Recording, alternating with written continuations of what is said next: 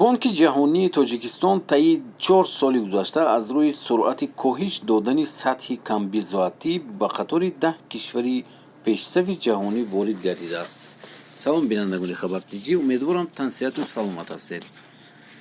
вазири рушди иқтисод мегӯяд дар як мизи мудавварии муаррифӣ лоиҳаи барномаи миёнамуҳлати рушди тоҷикистон барои солҳои 2021 ва 2025 эълон кард.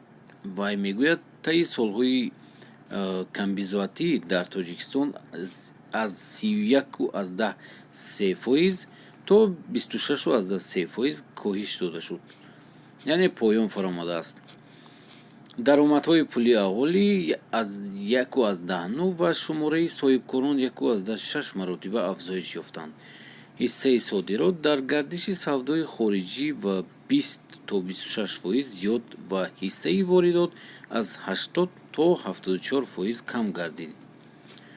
рушди миёнасолонаи дохилӣ дар сатҳи на кам аз 7% таъмин гардида, ҳаҷми ММД 1.6 маротиба зиёд шуд.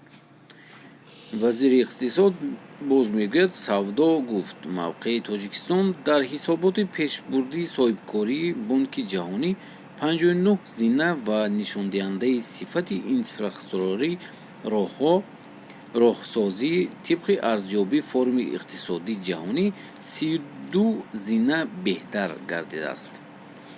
ин ҳам дар ҳолест ки солҳои 2016-2020 таъсири буҳронҳои иқтисодию иҷтимоии глобалӣ, низоъҳои тиҷоратӣ ва тамримҳои иқтисодӣ нисбати шарикони асосии тиҷорати Тоҷикистон бармало буд.